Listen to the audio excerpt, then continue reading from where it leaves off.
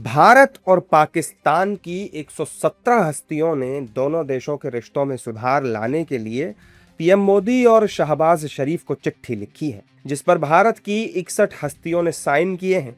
इस चिट्ठी में भारत को पाकिस्तान की तरफ दोस्ती का हाथ बढ़ाने की नसीहत दी गई है, लेकिन सवाल है कि क्या पाकिस्तान के दिए गए 26/11 और पहलगाम हमले जैसे जख्मों को भुलाकर भारत को ऐसा करना चाहिए? यही जानने के लिए हमने पहलगाम हमले में अपने पिता को गंवाने वाली पीड़िता आसावरी जगदाले से बात की। उन्होंने कहा कि ये लेटर उस वक्त क्यों नहीं लिखा गया जब हमारे देश में लोग पाकिस्तानी आतंकियों के हाथों शहीद हो रहे थे। ये लेटर उस वक्त क्यों नहीं लिखा गया जब कुछ लोग हमारे इस देश में शहीद हो रहे थे, मर रहे थे। उन आतंकवादियों को भेज के हमारे लोगों को मारा जा रहा था। इतने सारे अटैक्स आज तक भारत पे पाकिस्तान की तरफ से हुए, जिसमें 26/11 का सबसे बड़ा अटैक था, जिसमें बहुत सारे लोगों की मौत हो गई। उसके बाद पार्लियामेंट अटैक था, उसके बाद हमारे पुलवामा अटैक हुआ, उरी अटैक हुआ। ये सब अटैक्स हो रहे थे और हाल ही में पहलगाम का अटैक हुआ, जिसको अभी सिर्फ 1 साल ही पूरा हुआ। तब ये लोगों ने वो खत क्यों नहीं लिखे कि हमें एक होना चाहिए, हमें ये सब खत्म करना चाहिए, दुश्मनी खत्म करना चाहिए। पहलगाम हमले के बाद पाकिस्तान पर भरोसा किया जा सकता है या नहीं, इस सवाल पर आसावरी ने कहा कि पाकिस्तान ने ही हमेशा भारत पर पहला वार किया है।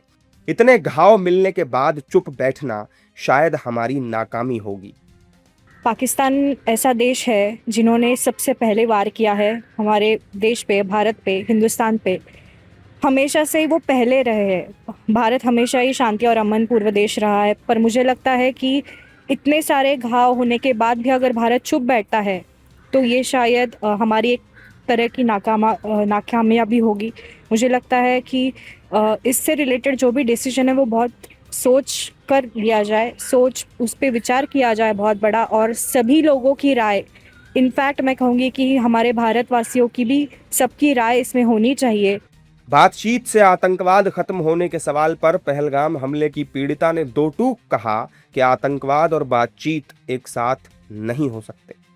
आतंकवाद बातचीत से ख़त्म नहीं हो सकता है। आतंकवाद और बातचीत एक साथ नहीं हो सकते हैं। एक तो आतंकवाद ख़त्म किया जा सकता है या फिर बातचीत की जा सकती है, और बातचीत तब तक नहीं होनी चाहिए जब तक आखिरी वाला आतंकवादी जो सोच है, आतंकवादी सोच जो है वो ख़त्म नहीं होती, तब तक ये बातचीत नहीं होनी चाहिए।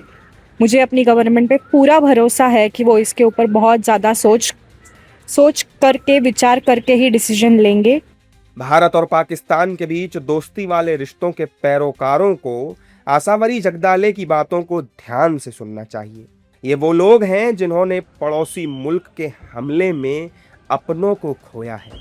शांति समस्या का समाधान जरूर है, लेकिन अपने नागरिकों की जान की कीमत पर भारत ऐसी गलती कतई नहीं करना चाहेगा।